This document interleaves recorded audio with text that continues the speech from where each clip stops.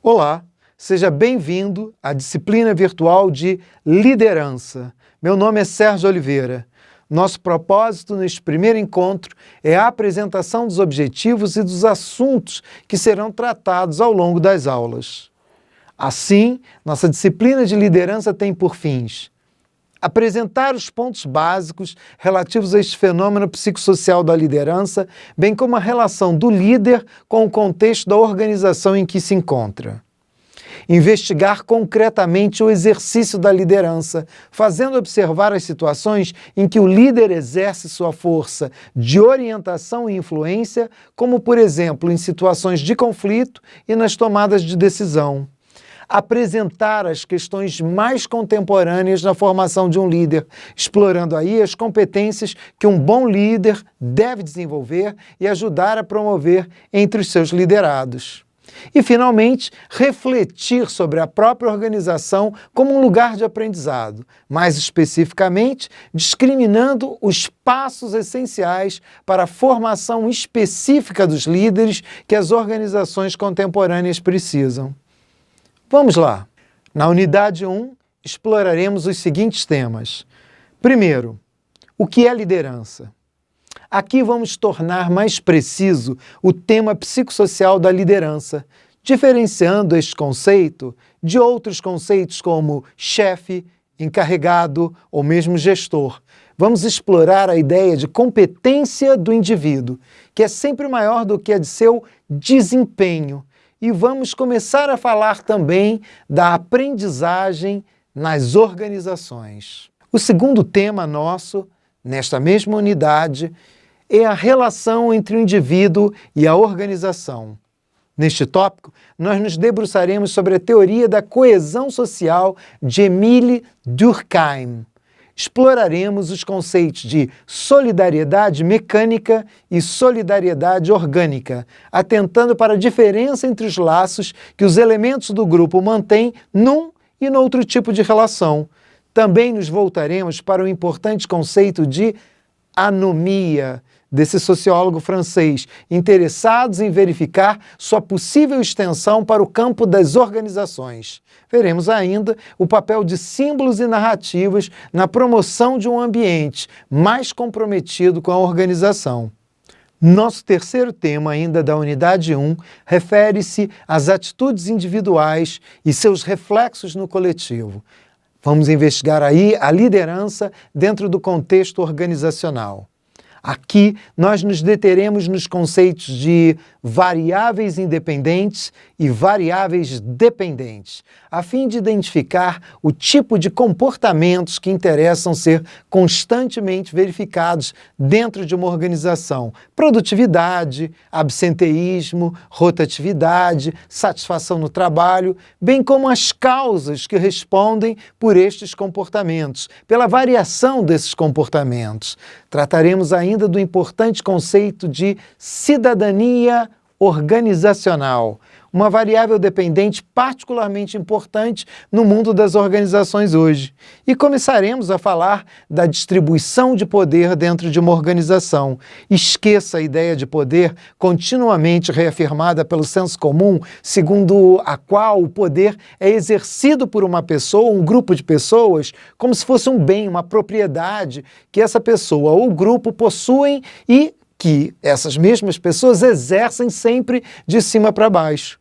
O poder e a resistência que lhe é inerente merecem um exame bem mais cuidadoso, como lhe poderá mostrar o intelectual francês Michel Foucault. No tema 4 da unidade 1, veremos os binômios realidade versus percepção e lideranças formais versus lideranças informais. Aqui vamos ampliar o nosso conceito de organização, que muitas vezes as pessoas ligam de maneira automática e bastante redutora às organizações empresariais privadas. Investigar o fluxo de poder dentro de uma organização nos permitirá também ver que, para além dos líderes formais, encontramos importantes lideranças de natureza informal. Como deve ser a atuação dos líderes formais neste caso? Neste tema específico, ainda falaremos outra vez de Michel Foucault e dos sistemas de disciplina e vigilância dentro das organizações. No último tema, da unidade 1, falaremos de formação de equipes. Aí aprenderemos a diferenciar grupos de trabalho das equipes de trabalho, que são unidades de desempenho, onde a integração e a comunicação entre os integrantes deve ser bastante alta. A esta interação máxima entre os membros de uma equipe, você deve saber, chama-se sinergia. Também conheceremos aqui os vários tipos de equipes. Um dos papéis do líder será incentivar e auxiliar a equipe a atingir o melhor desempenho, um ótimo desempenho. E assim passamos para a unidade 2, com o tema liderança. Vamos nele conhecer os vários tipos de liderança. Por exemplo, os estilos autocrático, democrático, laissez-faire, a influência das lideranças no clima das organizações e ser apresentado ao conceito de equipes autogerenciáveis. No tema 7, falaremos sobre conflito. Deveremos aqui rever a antiga ideia de que conflitos dentro das organizações necessariamente têm efeitos negativos. E veremos também como um bom líder pode potencializar os conflitos como oportunidades para criatividade e eficiência das organizações. Lembre-se, no mundo que muda constantemente, a ausência de variações e, portanto, de conflitos é que pode trabalhar para o engessamento da organização e, portanto, para a sua incapacidade de fazer frente aos desafios postos pelo entorno. O 8º tema de nossa disciplina é comunicação. Imagine no mundo de hoje o que significa os integrantes de uma equipe não estarem atentos às inúmeras comunicações que se fazem presencial ou virtualmente. O mundo do trabalho depende hoje da velocidade, da eficácia da comunicação. Veremos aqui os tipos de comunicação numa empresa, a necessidade de sempre estar tornando mais eficiente essa comunicação e as barreiras que se colocam no processo, bem como maneiras de contornar tais dificuldades. No nosso 9º tema, falaremos sobre a tomada de decisão. Tomadas de decisão exigem que nos cerquemos de um conteúdo relevante e não pequeno de informação. No entanto, os procedimentos de tomada de decisão, mesmo assim, estão longe de serem completamente seguros. De que ferramentas fundamentais devem se valer os líderes e os gestores de uma organização ao se engajarem em tais procedimentos? Que características deve demonstrar o líder durante a tomada de decisões? São estas as perguntas sobre as quais aqui nos deteremos. Nosso 10º tema, coaching. Neste último tema da 2ª unidade, aprenderemos a identificar os elementos que participam do processo de coaching, de que todos já ouviram falar. Vamos ainda conhecer as ferramentas disponíveis para a promoção do aprendiz, do coachee, como se diz, que é o elemento mais importante, diga-se de passagem, no processo de coaching. E ser apresentado aos objetivos e às áreas específicas em que o coach pode atuar. Passamos assim para a unidade 3. E nessa nossa 11ª unidade falaremos sobre as teorias motivacionais em prol da liderança. Iniciaremos com o tema da motivação aplicada ao bom funcionamento das organizações. É neste sentido que abordaremos o colaborador de uma empresa de uma forma mais ampla. Falar em motivação nesta perspectiva não significa em azeitar uma engrenagem melhor, mas em providenciar elementos tanto para o seu compromisso quanto para seu engrandecimento dentro da organização. De particular importância, mostra-se aí o conceito de empoderamento, empowerment.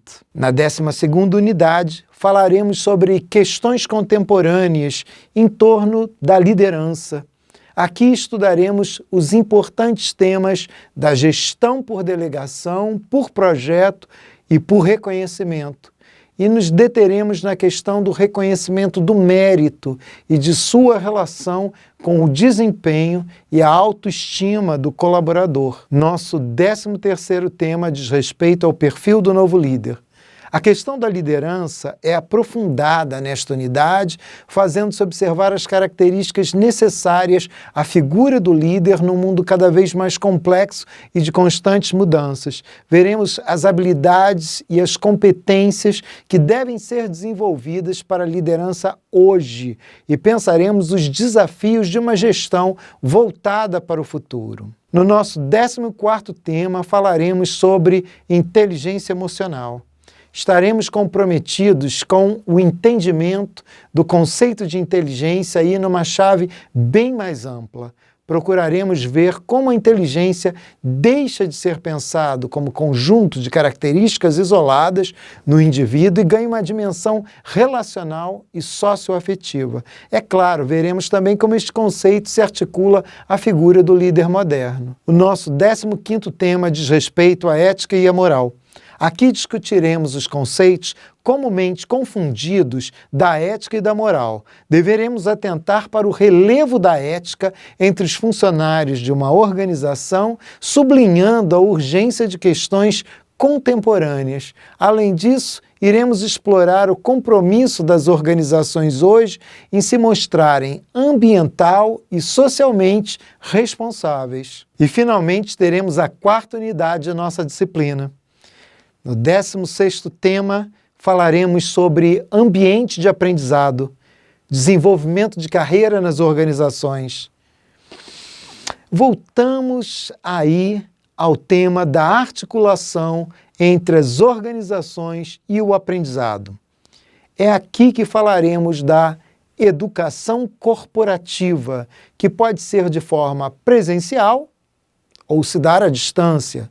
Procuraremos ainda entender mais sobre os programas de desenvolvimento da liderança. Nosso 17º tema é sobre criatividade e inovação em prol da liderança. Quais serão as diferenças entre as categorias de inovação e criatividade? O que pode responder pelo pensamento criativo? Por que a criatividade se faz tão importante nos contextos organizacionais de hoje e como ela se articula ao mundo em rápida mudança que nos desequilibra as rotinas de pensamento em virtude de seus constantes desafios? É possível estimular o pensamento criativo entre os líderes de uma organização? Essas são algumas perguntas que procuraremos responder nesta 17ª unidade. No 18º tema, conheceremos os passos essenciais na formação de líderes nas organizações. Aqui, nesta unidade particularmente complexa, trataremos de refletir como é possível compatibilizar os interesses individuais dos colaboradores com os propósitos maiores das organizações. Abordaremos, neste sentido, a importante contribuição de Olson com sua lógica da ação coletiva. Veremos ainda a diferença entre o desenvolvimento de carreira tradicional e o modelo Y para o desenvolvimento de carreiras inteligentes. Buscaremos ainda uma compreensão entre lideranças e carreiras de alto desempenho. O nosso 19º tema tratará das estratégias de mudança.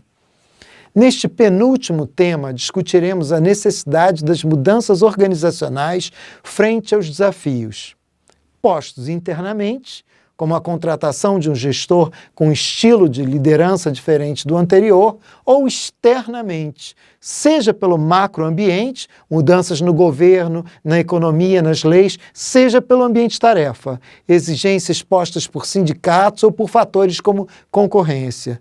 Veremos como as pessoas normalmente resistem às mudanças e veremos também as fases da mudança organizacional.